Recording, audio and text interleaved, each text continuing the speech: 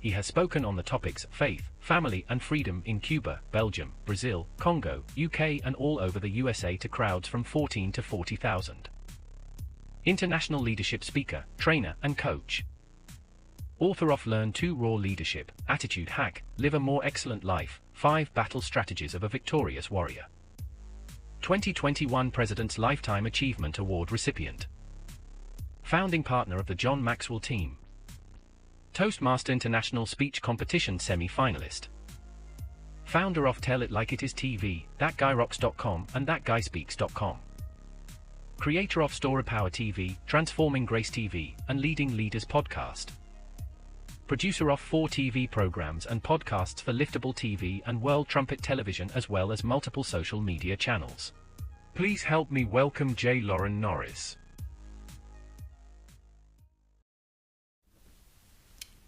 I remember sitting in a job interview one time. It was actually my own job interview. And I remember going through the budget and the offer and here's what we want you to do and this is how it will pay. And if you'll do these things, then you'll make lots and lots of money. And I remember sitting through that job interview and listening to all the offer and all the expectations of income and all the expectations of labor.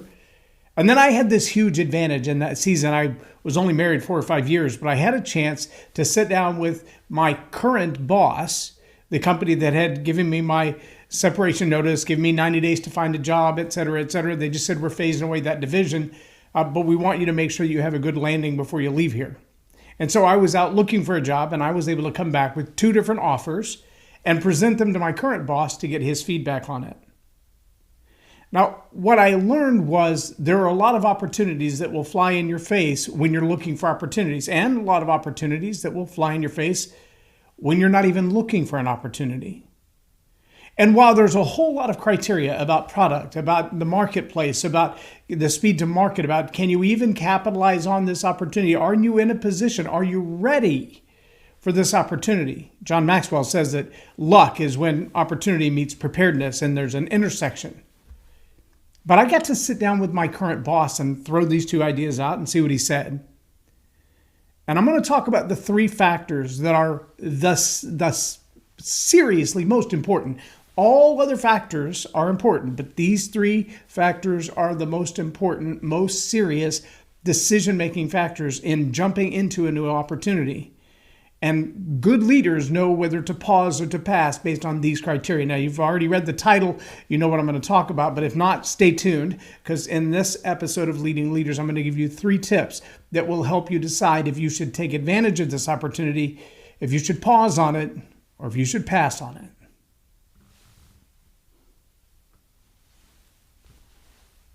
Subscribe now for our extensive video library of leadership lessons promoting faith, family, and freedom.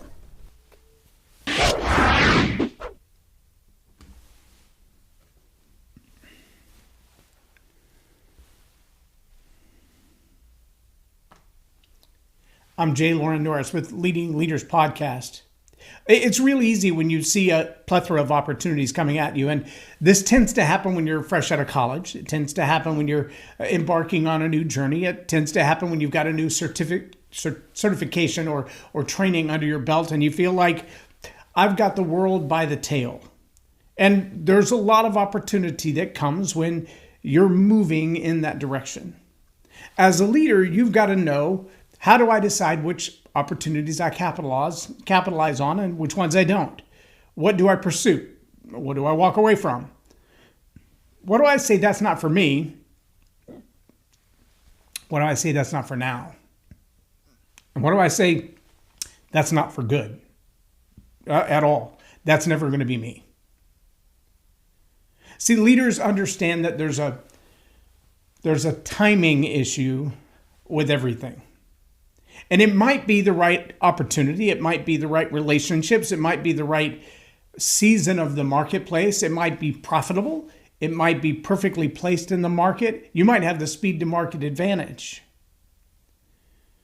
But if it's not the right timing, you can leap out there, ask Studebaker, and spend a whole lot of money perfecting the science of something that, well, nobody wants. You realize that a century ago, we had electric cars. Did you know that? A century ago, we had electric cars. We had cars that you could plug into the standard electricity in your neighborhood, charge them up overnight, drive them all day long. Now, I don't know exactly what the ranges were compared to what they are now, but we've had electric cars available in the marketplace over 100 years. But apparently it wasn't the right time, or it wasn't the right team, right idea to be successful 100 years ago. Well, maybe it was because Henry Ford had a whole lot more money and he could not only beat you to market, he could beat you to the political. In the political circles, he had the right people to silence you, to silence your ideas, to silence your thoughts, to prevent you from moving forward. I remember leaving an opportunity, a job that I had. I moved from one place to another to take the job into something I wasn't qualified for or at the time interested in. Ironically, it was production and video production, and I said, that's not me. I don't have any background in it. And rather than learning something new, I decided to move on. Stayed within the organization, but moved to an entirely different company selling print and mail for a political firm. And when they decided to do away with that division and sell it off along with their call center, which I didn't want to go to the call center, the CEO said, you got about 90 days to go find another job. We'll keep paying you, cover your benefits, et cetera, but go find another opportunity. And so I was busy about finding a job. And I got several interviews and several opportunities and several offers. And one of those offers brought me back to my boss to say, I've got these two offers on the table. What do you think? And he laid out from his perspective. He was probably 20 years my senior, had been around the worked in corporate America, had been an entrepreneur, had started his own business, has worked as a merger operations guy over a merger of. He had a really good look at from a corporate standpoint, both in leadership and as an employee. That was a massive advantage for me because I had no idea what to expect.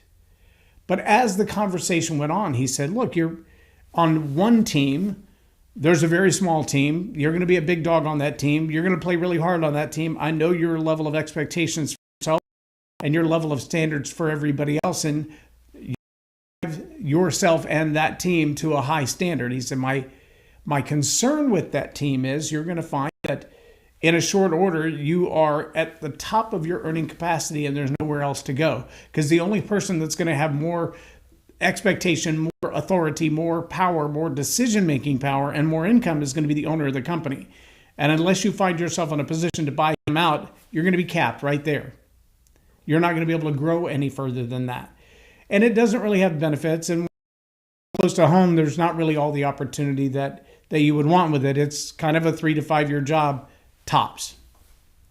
The other company, on the other hand, you're going to make a lot of noise in that company because you're just that kind of guy. You're going to come in, you're going to show up, you're going to be a hot shot, you're going to make a lot of progressive movement early on. But you're going to find, because it's big corporate America and this is the way things work, you're going to reach a point where someone above you isn't as qualified to do the job as you are. And their only way from keeping you from taking their job is they're going to take credit for great things you've done and blame for bad things they've done. It was almost like a prophecy because it was only in a matter of months, not years or decades, that in the company, the one that I chose to go with was the larger company with the benefits and staying close to home. And turns out that he was exactly right. I had a boss above me who wasn't qualified to lead where he was. And even at my young age, I was able to outstrip the performance expectations, outstrip the standards of excellence, drive opportunity to a new level, and found myself running into the wall of leadership that didn't want me to succeed because it would have meant they didn't. And in short order, I was given an opportunity elsewhere. I was offered, recruited out of that company to go to work for another company. Now, I ended up going back to the big company and spent almost 10 years there. No, just over 10 years there. But what I learned was that my CEO was right. It wasn't just about the opportunity, about the growth potential. It was about the timing. It was about the team. And it was about the idea. And I think of all of the things that you could look at, could I be the fastest market? Could I have the right price? Could I market this product or this idea better than anybody else? Do I have the budget? Am I going to find myself like the Studebaker or the electric car 100 years ahead of my time, where I'm actually fighting against be my competitors or collaborators, and instead they're just trying to shut me down? Is it the right time? Is it the right team? Do I have a team of people who are competent to lead alongside me and or above me that are giving me instruction and giving me direction and paving the way for me? Are those leaders competent to take the next level? Is this team strong enough to produce the opportunity that I feel right now I should move? And is it the right idea? Because there are those at every level, in every industry, every organization. I don't care if you're talking about Church's Chicken or the church on the corner. I don't care if you're talking about an Airbnb or the biggest political opportunity of your life. There are people who will hear your ideas. They will steal your ideas. They will mock and mimic your ideas. They will duplicate your ideas. Or they'll just take the funding that they already have and act on it. And you've got to ask yourself, before you move forward with any opportunity, is it time to pause? Is it time to pass? Or is this the right time? Am I with the right team? Can I move forward with what I have right now and do it well? Or am I going to find that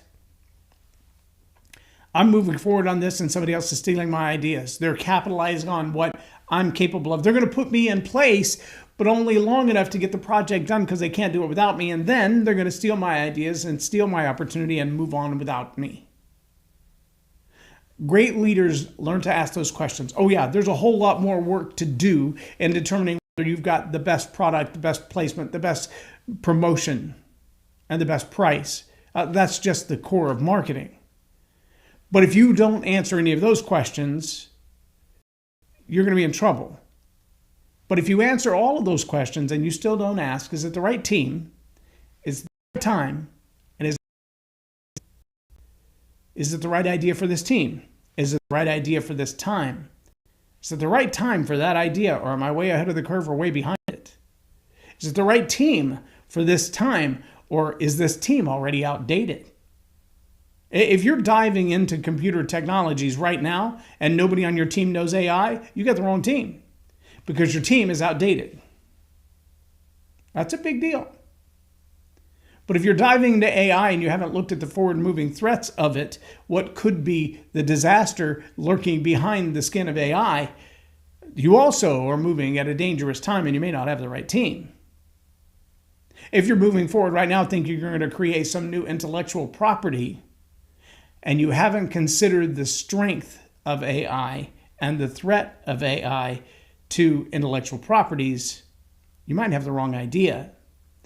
And all of these working together like a three-legged stool will make all the difference in the world for you as a leader. Is it time to look at your idea and ask, should I pause or should I pass? No thanks, not for me.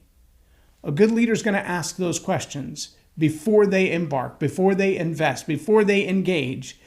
Is it the right time? Is it the right team? Is it the right idea? I challenge you to ask that question for every new project that you've got on your whiteboard right now that you're thinking about moving into in 2023 and 2024. If you don't take the time to at least ask those three questions, all the rest of them may be irrelevant. I'm Loren Norris with Leading Leaders Podcast, or Tell It Like It Is TV. Have a blessed day.